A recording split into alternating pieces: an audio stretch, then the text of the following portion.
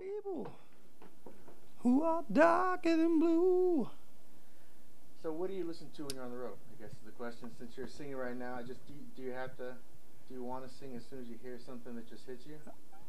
I'm the kind of dude that, since I was a little kid, I was doing my own like Michael Jackson concerts in my bedroom with the white sparkly glove, just for my family, for myself. I sing along with everything, man. Now, you had the sparkly glove. How far did you follow down Michael Jackson lane in clothing-wise? Man, if I could have afforded it, I would have definitely got the red Thriller jacket with the zippers. I mean, I wanted it all. I couldn't afford it, but I would have went all the way there. Now, Life is Beautiful Festival. First and foremost, when they sold you on this festival, what was it that they really made you interested, that you were excited about it? Oh, Lionel Richie. That's all they had to say. They said Lionel Richie's performing, and I was like, bet, I'm there. I'll be there. I don't even care if I'm performing, I'll be there. Personal hero? Absolutely, man. Hello, is it me you're looking for? I mean, come on. It's legend. Now, you have, you're working into your own legendary status with a couple new songs. Crime has been one of them, of course. How did you and Kendrick get connected? Well, the story goes like this. Me and a couple of homies went to Malibu Beach in outside of L.A., and we all got $300 tickets for drinking a glass of wine on the beach. All of us, not just one ticket. And we were, needless to say, a little upset about that. And I went to the studio the next day, and I wrote this song called Crime that was basically my version of F the Police. And Kendrick was really the only person that I could see adding something important to that song. He's from Compton, where NWA is from. And he just came in and embodied it, man. He did his like super, just what he does so well. I mean, and I remember at the time he was really busy with his album, and the label was making a bunch of other suggestions for other artists that could be featured on the song, and I was just like, nope, it's Kendrick or nobody. And thankfully, he was feeling it enough where he worked it into his busy schedule. Now, was Rashida or nobody as well?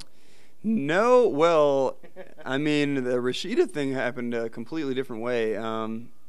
Rashida actually just wrote me a cold message on Twitter one day that was like, hey, I just wanted to let you know that I really like your music. I love Crime.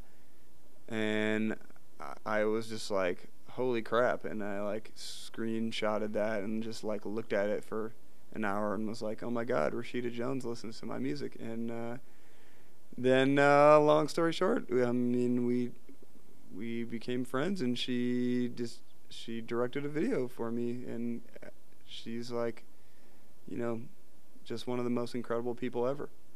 Now, thanks, Rashida. Now, this is a festival. Do you treat festival crowds different than maybe club crowds, or is there a difference or a stance you do differently? Is there an easiness to it? Is there a clothing change? What is that?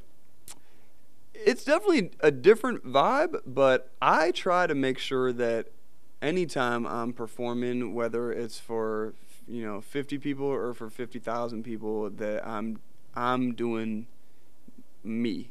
Every time I'm trying to make sure that I do, that I leave it all on the stage every time and do the exact same, give the exact same energy, and the goal is always the same, and that is to make sure that nobody ever wants their money back when they come to see Mayer Hawthorne. Now, you said you've had some fun here in Vegas. Anything you can say about this town? Any $300 tickets? I don't think that's really allowed, man. I mean, that's kind of the rule of Vegas, right? You don't ask, don't tell. I will say this though: if you're not having fun in Las Vegas, it's your own damn fault. Nobody's fault but yours. Are you a gambler? Kenny Rogers song? Not man. That commercial is so funny. Oh my God, that new one that know when to hold 'em, know when to fold 'em. Oh my God, that's incredible. I don't gamble like Kenny Rogers style, but every once in a while I'll play a hand of blackjack. I mean, but the house always wins. Yeah. Well, now you sung a little of everyone so far. Some Lionel Richie. Is there any times when you're like, so there's a song in your head, you're like, I just don't know if I can sing that on stage, or you just do you just want to like almost like I gotta even though it's just fun, it's just funny. Do you have that sensibility on stage? You're like, dude, this is Vegas. Why can't I sing The Gambler? Why can't I sing Viva Las Vegas? Why can't I?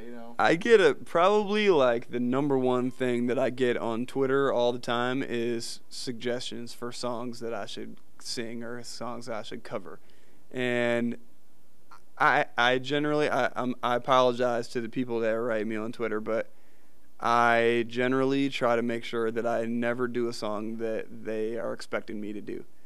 I like to really have fun with, if I'm going to cover a song, I want to do a song that nobody was expecting me to cover. Speaking of which, was the Rihanna song one of those things? That was one of those. I don't think anybody saw that coming. And but I truly think that that's an incredible song. And I mean, it's a beautiful pop record, and I got respect for that, a tremendous amount of respect for it. Now, when you go to festivals, you meet all these great people.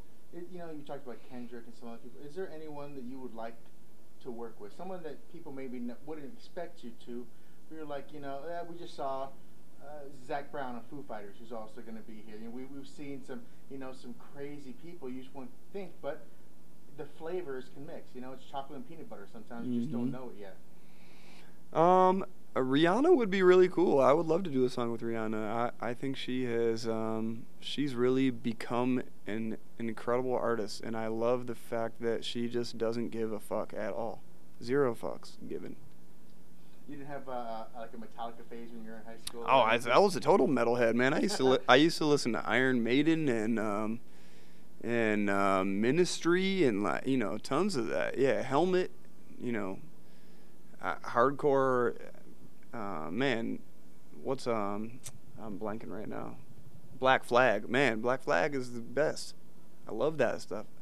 So as things go and you go older, it's just like your taste on how you eat, they change all the time.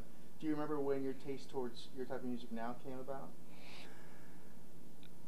I think my musical tastes are they're so schizophrenic, man. It's like I wake up one day and I just really want to headbang all day and listen to Nirvana and Smashing Pumpkins, and then the very next day I'll just be like, man, what I really want to hear is some Sade right now. That's all I want to do all day, and it's just about, music is all about creating a mood, and my moods change all the time, and I listen to every kind of music under the sun, man. I love it all.